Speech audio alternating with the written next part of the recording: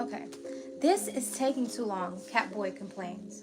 What we need is some super cat speed. In a flash, Catboy grabs a small net and a box with some holes in it. He zips around Gecko and Owlet and shoves the lonely butterfly into the box. You were really rough, Catboy, Owlet said. You're making it unhappy. But this is the best way to get it home, Catboy says. And there are more to catch. Look, super cat speed. Catboy zooms towards the butterfly with his net. This box shimmies and shakes on the ground. Catboy, can't you be gentle? You're making those butterflies really miserable, Owlet says. But I'm helping them, Catboy says. Now, where's Luna Girl with the others? Suddenly, the PJ Masks see a cloud of moths in the sky. Fly away! A voice near them shouts. I don't need you anymore. It's Luna Girl. You've messed up enough already, weasel moths. Next time, try some new butterfly psychics. She's gonna get new butterfly psychics. How y'all feel about that? No. No? Okay, let's finish. Not so fast, Luna Girl. The PJ Masks are here to take those butterflies back, says Catboy.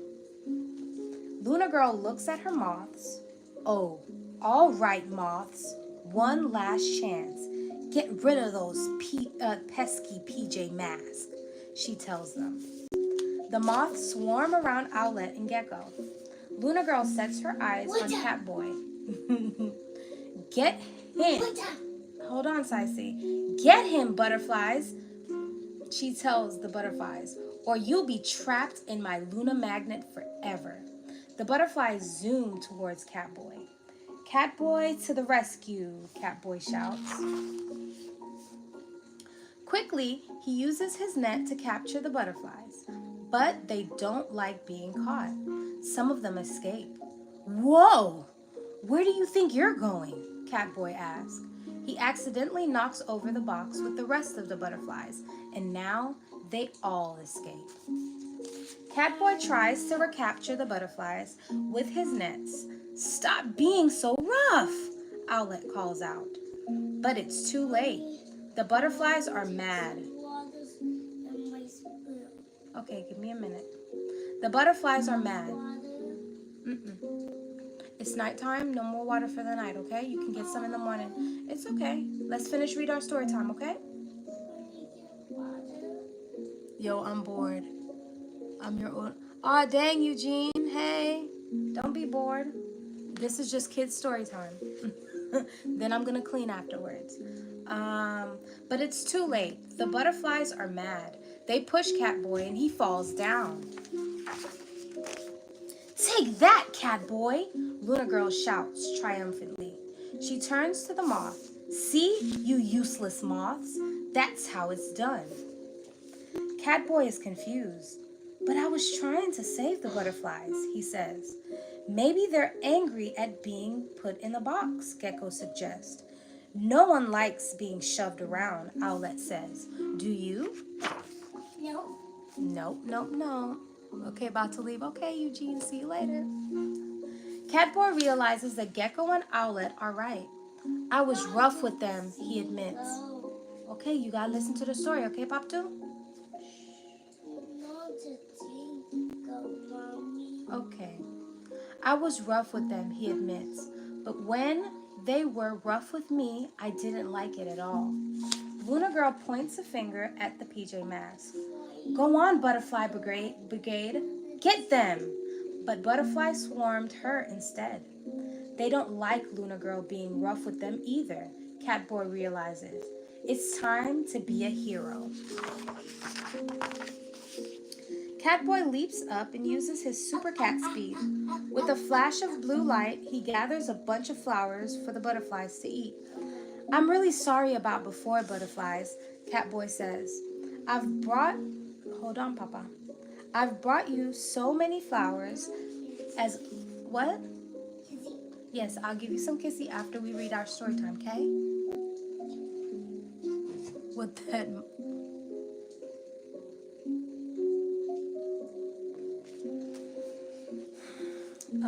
Where was I? Where was I? Reading Yes, I know I was reading, girl. was in that. Okay, so I'm really sorry about before butterflies, Catboy says. I've brought you as many flowers as I could find. Please come with us. One butterfly lands on a flower, then the rest follow. Wait, butterflies? You can't go with them, Luna Girl calls out. But the butterflies continue to follow the PJ Mask, and her moths do too. No, no, no! Now I haven't gotten any helpers, Luna Girl sniffles. I'm sorry, moths. Luna Girl was rough to her moths, so they left her. But now that she is being gentle, her moths return by her side.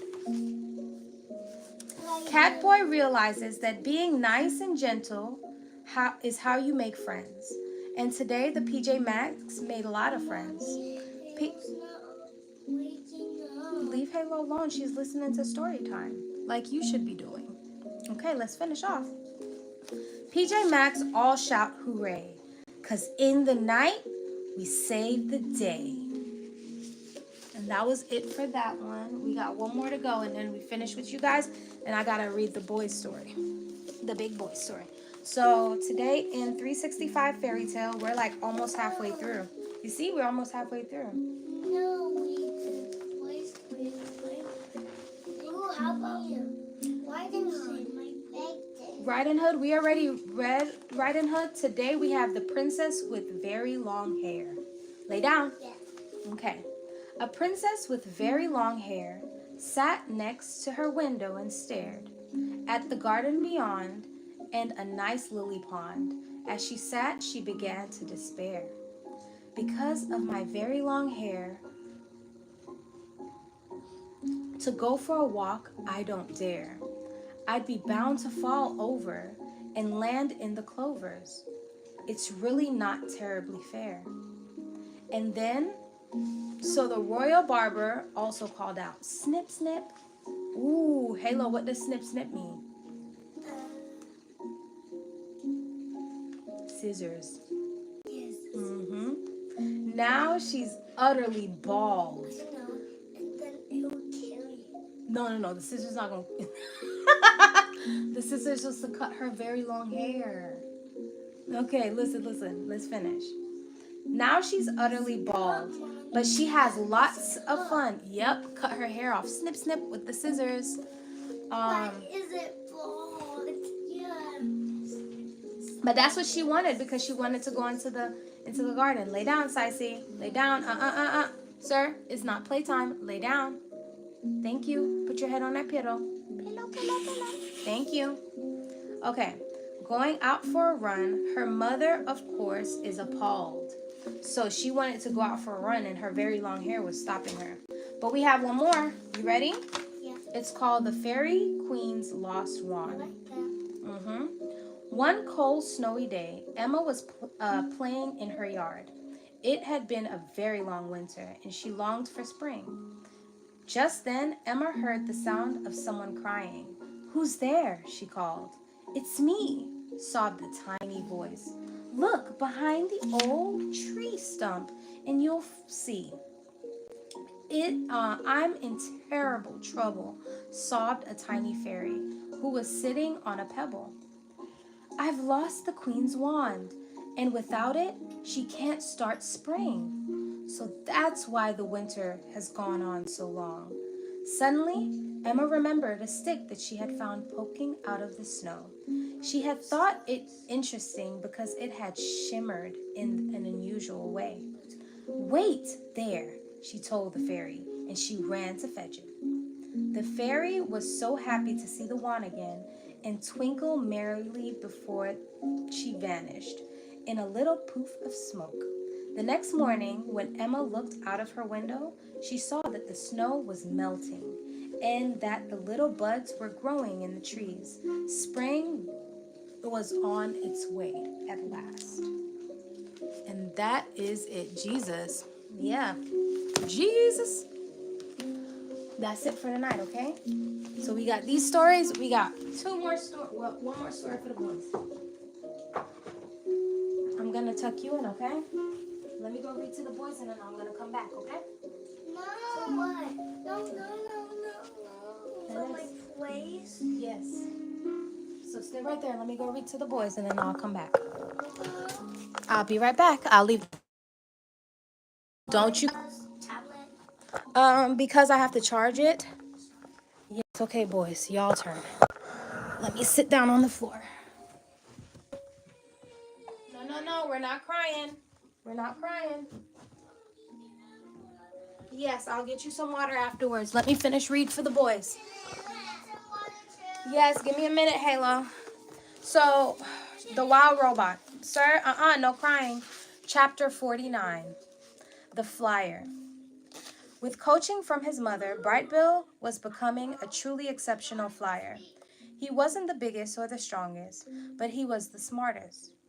You see, he had his mother and started studying the flying techniques of other birds. They'd sit for hours and watch how hawks and owls and sparrows and vultures moved through the air. Then they'd go up to the grassy ridge and Brightbill would practice what he'd learned. Soon he was driving and swooping and darting and soaring around the island. The adult geese frowned at his flying tricks, but the goslings thought he was amazing. Each morning, a gaggle of them would wait on the water for Brightbill to lead them into the sky. And then, a few hours later, he'd return home to Roz, shaking his tail feathers and honking about his latest airborne adventures. Mama! The other goslings didn't know that warm air rises. So I found an updrift and we spent the afternoon circling around and around and hardly flapped our wings at all. Mama, did you see the lightning storm today? We knew there was trouble when the wind started blowing from the north, so we flew down to some shrubs and waited for the storm to pass. Mama, we just tried to fly in formation. We all took turns at the point, but everyone liked following me best, so I led most of the time. Chapter 50. The Button. Brightbill, oh my God, get a life and stop writing that. Thank you. I am a Thank you. People are nuts. It's story time. Okay, we're almost done. So, chapter 50. The Button. Brightbill was thinking about the small button on the back of his mother's head.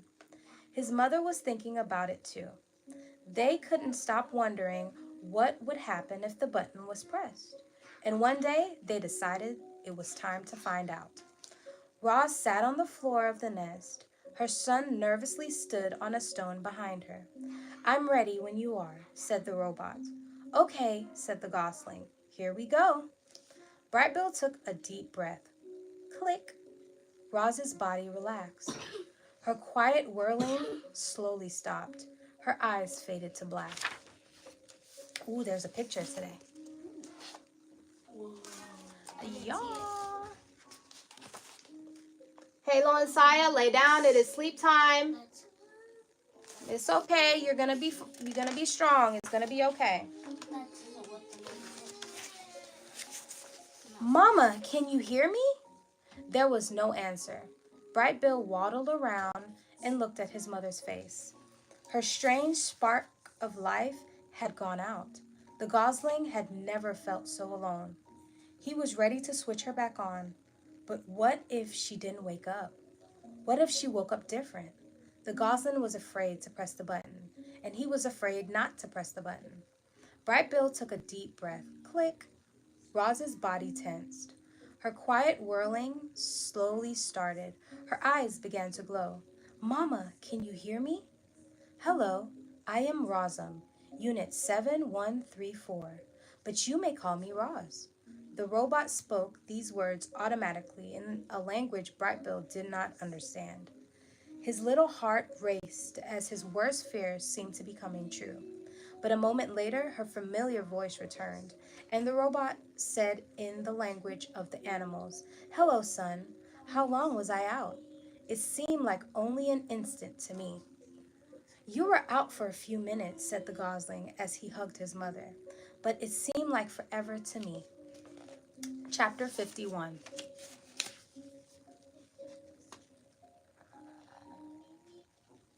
Look. Okay. Chapter 51. The Autumn. The days were getting shorter. The air was getting crisp. And one morning, Roz walked out to find layers of frost on the garden.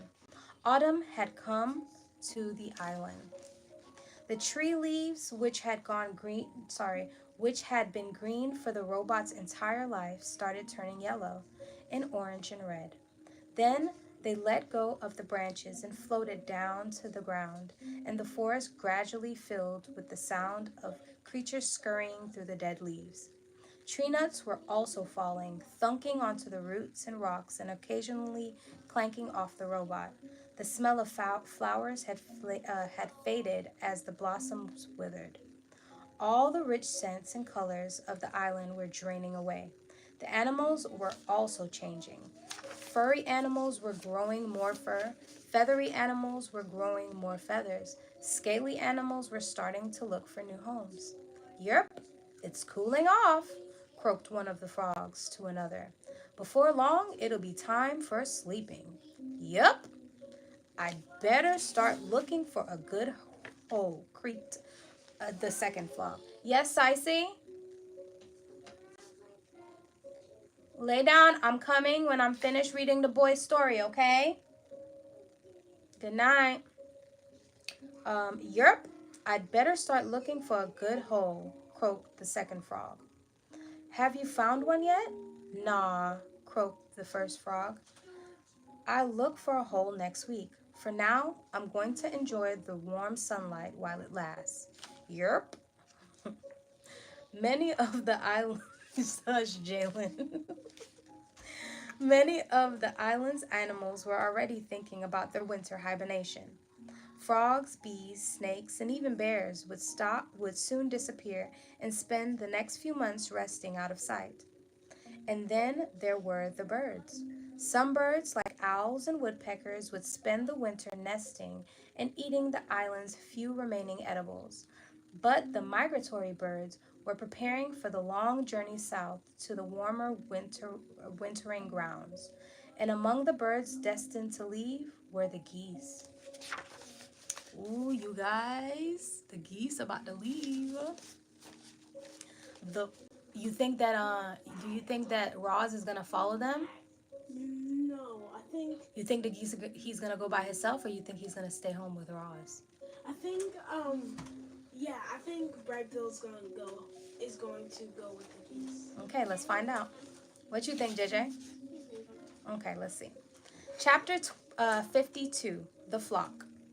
Brightbill slowly waddled into the nest. He had a confused look on his face. Mama, the other goslings said that we have to leave the island soon, and we won't return for months and months. Is that true? That is true, said Roz.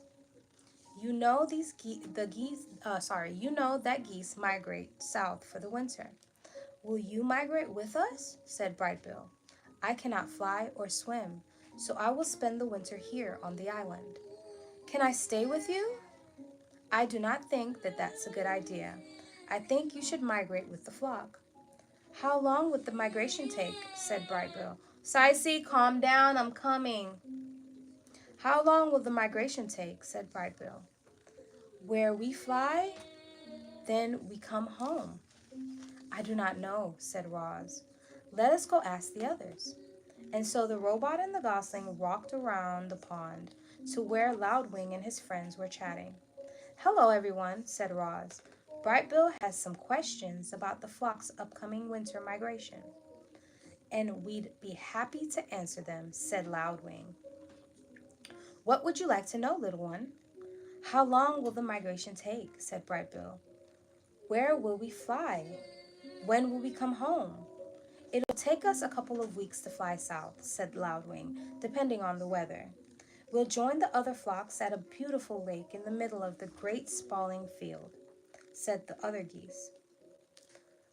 And we'll come back to the island after 4 or 5 months, said everyone else, depending on the weather. As they walked back to the next nest, Brightbill said to his mother, "Lately, I've been feeling this strong urge to fly, not just around the pond or the island, but to go on a long flight, a journey." "Those are your instincts," said the robots. "All animals have instincts. They help you survive." "Do you have instincts?" said the gosling. "I do have instincts. They help me survive also." "My instincts are definitely telling me to fly south for the winter," said Brightbill. "I just wish you could join us." "I'm going to worry about you while I'm away." "Do not worry. I am fine," said Roz. How bad could winter be? Last chapter. The migration. It was the night before migration, and Brightbill was sleeping fitfully. Roz watched him toss and turn until he finally crawled up into her arms, and she rocked him to sleep, just like the old days. Early the next morning, Brightbill waddled outside and looked at the pond. The water was perfectly still. A few lazy clouds drifted above. Geese were already gathering at the beach, and then Tiny Claw scampered down from the treetops. "So today's the day, huh?" said the chit-chat perched on the branch. "You're going to see so many new things and meet so many new animals. And if there are any squirrels at the wintering grounds, please tell them that Chit Chat said hello." "Today is the day," said Brightbill. "The flock will be leaving soon. Are you excited or nervous or scared?" "I'm all of the things." The squirrel whispered, "Well, don't worry about your mother. I'll look after her, so you know she'll be perfectly fine." Brightbill smiled. "I am afraid it is time to go," said Roz as she stepped out of the nest. "Okay, Mama," said the gosling. "Halo, hush, it's sleep time. Leave Saya alone. He's not crying anymore. Leave him alone." "See you this spring, Chit Chat." "Have a nice migration, Brightbill." The squirrel scampered back into the treetops. "Come home with lots of exciting stories, but not too exciting because I don't want anything scary to happen to you. Goodbye." The geese were honking with excitement and hustling around as they made their final preparations. Several of the fathers huddled together discussing the flight plans, while the mothers took a head count. "Where are you, Brightbill?" Loudwing honked from the middle of the crowd. We're just about to begin." "May I have your attention, please?" said the biggest goose. "As most of you know, my name is Longneck, and I'll be leading this year's migration. I'm asking everyone to please join your families for takeoff. Once we're all airborne, each family will take its position in our V formation, and we'll start the first leg of the journey. Are there any questions?" "I have a question," came a booming voice. "My son will not have any family with him. Where does he fit in the formation?" Everyone turned to Longneck. "He can fly with me," said the big goose. "I hear Brightbill is a very clever flyer. I could use his help at the point." So Brightbill's about to be all the way in the front. That's exciting. A moment later, you okay, JJ? Okay, I'll rub you down with Vicks when we're done. I just had to get something out my throat. Okay. A moment later, the geese began flapping and honking, making their way into the air. A cloud of feathers floated down around the robot and her son. "You are not a gosling anymore," said Roz. "I am proud of the fine young geese you have become." Brightbill fluttered up into his mother's shoulders. "Thanks, Mama." The young goose wiped his eyes. Ooh, you got me doing it too, Jalen. Okay, where was that? Is this where we say goodbye? This is where we say goodbye for now. Spring will soon be here, and we'll be together again. I'm going to miss you, said Brightbill as he nuzzled his mother. I'm going to miss you too, said Roz as she nuzzled her son.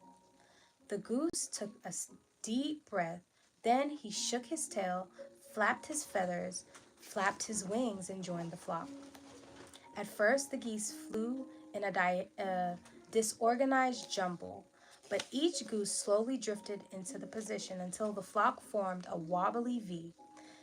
And the lead was Longneck, and behind his left wing was Brightbill.